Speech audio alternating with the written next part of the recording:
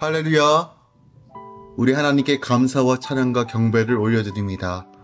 땡스기빙 추수감사절을 맞이하여 다시 한번 주의 일하심을 기억하고 주께서 행하신 그 모든 것들을 다시 한번 기억하며 묵상하며 다시 한번 온전하게 주님께 올려드리는 이 아침 되길 원합니다.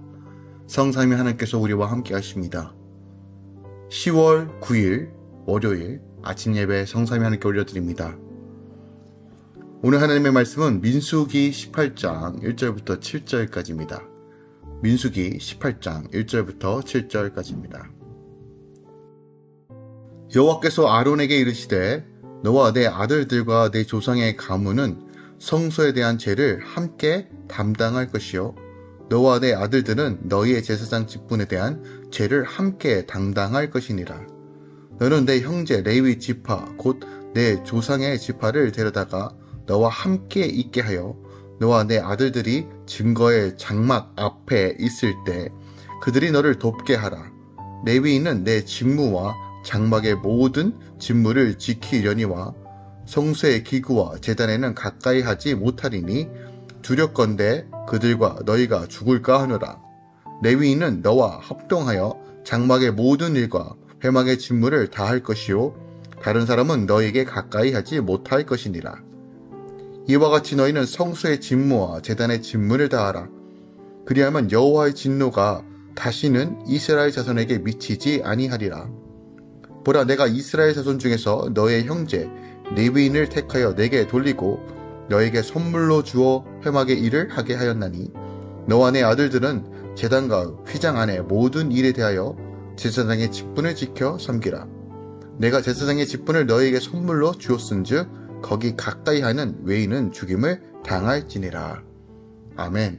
하나님의 말씀입니다.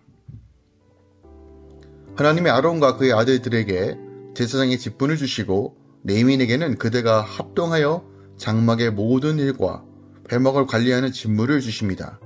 또한 성소와 제단의 직무를 다하면 하나님의 진노가 미치지 않을 것이라고 약속하시죠. 그리고 성막에는 외인이 접근하지 못하도록 명령하고 계십니다. 오늘 본문은 이제 17장부터 이어지는 내용인데요. 제사장과 레위인에 대한 규례가 담겨져 있습니다. 그중 하나님께서 제사장과 레위인들에게 부여하신 기본 직무에 관한 말씀이 기록되어 있는데 제사장이 하나님의 주권적인 뜻에 의해 아론에게 위임되었죠. 그 맥락 안에서 백성들로 하여금 이젠 다시금 고라 일당처럼 하나님께서 세우신 건의에 도전하는 일이 없도록 분명하게 교육함과 동시에 제사장과 레위인들에게 자신들이 하나님의 일을 위해 세움받은 자들임을 다시 한번 깨닫고자 오늘 본문의 말씀을 주고 있다는 것입니다. 조금 더 절별로 살펴보면 먼저 1절에 하나님께서 성소에서 일하는 직분자들에게 성소에 대한 죄를 담당하게 하시죠. 고라 일당처럼 하나님의 질서에 도전하고 그 일을 비방하며 성소를 더럽히는 일을 다시는 일어나지 않게 하겠다라고 분명하게 말씀하시는 거예요. 특별하게 아론과 그의 아들들에게 제사장의 직분에 대한 죄를 추가로 담당하게 하십니다. 이는 곧 직분의 건세와 영광에 취하지 말고 맡겨주신 영혼들의 구원을 위해 책임을 다하라는 뜻이죠. 이처럼 제사장인 우리의 삶도 맡겨주신 지체들을 열심히 주님의 품으로 인도해야 될 책임이 있다는 것을 기억하기 원합니다. 특별하게 2절부터 4절까지 이제 제사장 직분들과 이제 레위인들이 합동하여 장막과 모든 일의 회막을 관리하도록 주신다는 것이죠. 우리는 거룩한 제사장 삶을 살아야 됩니다. 성소들은 함께 주의 전을 온전하게 세워가는 일에 모든 것을 걸어야 합니다. 우리가 거룩한 질서를 세워갈 때, 말씀으로 우리 삶을 셋업하여 갈 때 하나님께서 우리 삶 가운데 하나님의 영광을 분명하게 드러내시고 확장하실 것입니다. 5절부터 7절까지는 하나님께서 아론과 그의 아들들에게 제사장의 직분을 주신 것을 선물이라고 말합니다. 즉 내 의와 내 공로와 내 노력에 의해서 취한 것이 아니라 전적인 하나님의 선물에 의해서 그 직분이 감당할 수 있도록 주셨다는 것입니다. 그 의미가 무엇인지를 우리가 깨달아야 합니다. 오늘 이 아침에 더 묵상하기 원하는 것은 이제 5절 말씀 조금 더 묵상하기 원합니다. 너희 성소의 직무와 단의 직무를 지키라. 그리하면 여호와의 진노가 다시는 이스라엘 자손에게 미치지 않겠다라고 말합니다. 자, 제사장들에게 너희들의 일을 감당할 때 구별된 존재로서 거룩한 성소 안에서 하나님의 그 영적 순기능을 온전하게 할 때, 하나님을 온전하게 예배하는 일에 모든 것이 회복되어졌을 때, 주의 백성들이 하나님과 온전한 관계 안에 거할 수 있도록 주의 종이 그 역할을 감당할 때, 오늘 하나님께서 뭐라고 말씀하시냐면 여호와의 진노가 다시는 이스라엘 자손들에게 미치지 않겠다라고 말합니다.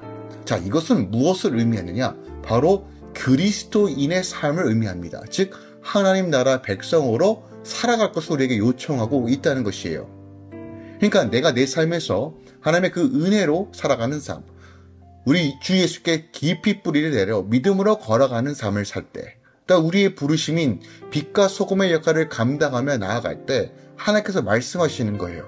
우리의 삶을 통해서 하나님의 나라와 확장이 이루어지고, 나를 통해서 우리 공동체와 내 삶의 영역에서 하나님의 보호와 통치가 임한다는 것이죠. 우리가 기억합시다.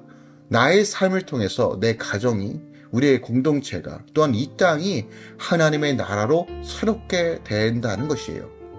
이것이 주님께서 우리를 부르신 이유고, 또한 우리가 예수 그리스도를 믿는 자들이 살아가는 방식입니다. 그래서 우리의 삶에 말씀으로 살아가는 것이 너무 귀한 것입니다.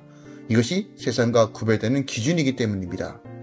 세상의 이타와 세상의 관점과 세상이 원하는 방식과 목적과 계획을 따라 살아가는 것이 아니라 하나님의 방식으로 살아가는 삶, 믿음으로 걸어가는 삶, 순종함으로 주의 나라를 선포하는 삶, 사랑과 용서를 통해서 주의 나라를 확장하는 삶, 이것이 바로 우리에게 맡겨진 소임입니다. 특별하게 이 말씀은 현재 목회자들에게 선포하는 말씀이기도 합니다.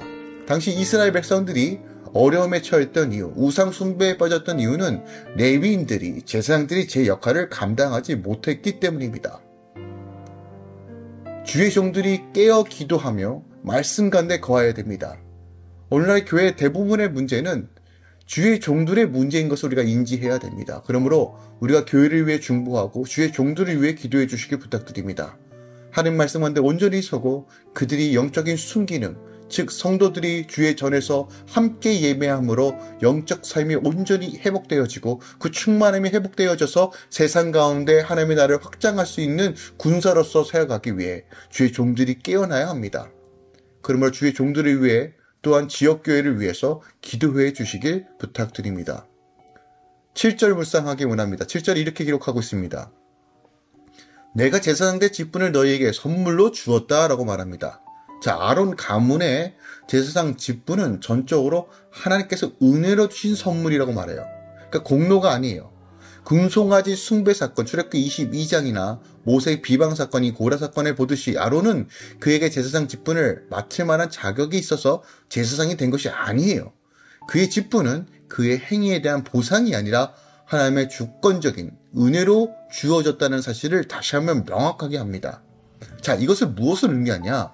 우리 삶의 영역에서, 또한 나에게 주신 달란트와 은사들은 다 하나님께서 주신 선물이라는 것이에요.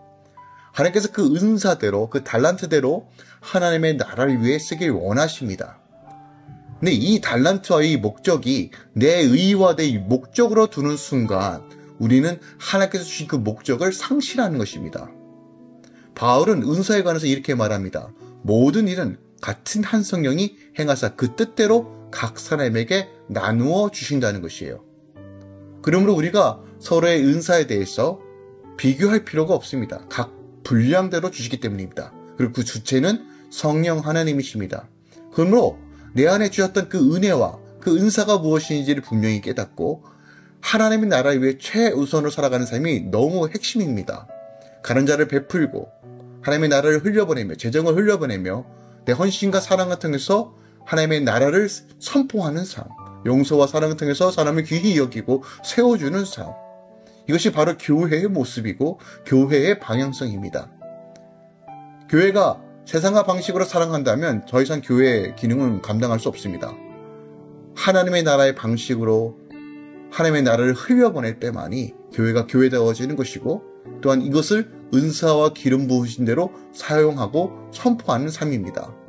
그러므로 지금 내 안에 주셨던 그 은혜와 그 은사가 무엇인지를 기억하고 또 맡겨주신 그 자리와 직분을 거룩한 마음으로 감당하며 성실과 순종으로 나아갈 때 하나님 나라가 든든히 세워가는 것입니다. 그리고 가장 핵심은 주님과 바른 관계 안에서 걸어가는 것입니다.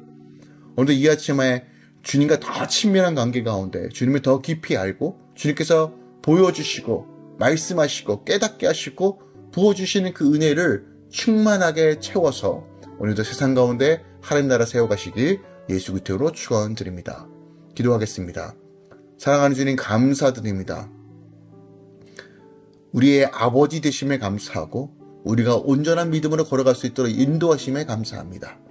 할렐루야 교회 모든 성도들, 또한 이 아침에 함께 말씀을 나누는 모든 주의 자녀들이 함께 주의 말씀 가운데 거하며 기쁨과 감격과 감사함으로 늘 하나님 나라를 세워가게 하소서. 특별하게 우리가 주신 그 사명과 소임과 부르심이 무엇인지 분명히 깨닫고 이 땅 가운데 하나님의 나라를 분명하게 제시하는 성도로서 살게 하소서. 그것을 감당할 수 있는 넓은 마음과 하나님의 그 충만함으로 믿음으로 보게 하여 주시옵소서. 쉼을 얻는 주의 성도들에게 하나님의 기쁨을 더하여 주시고 또 삶의 영역에서 오늘도 일하는 주의 성도들에게 하나님의 능력으로 사로잡아 주시옵소서. 이제는 우리 주 예수 그리스도의 은혜와 우리 하나님 아버지의 놀랍고 지극하신 사랑과 성령 하나님 내주겠던 충만 역사하심이 이제부터 영원까지 함께 계시길 축원하노라. 아멘.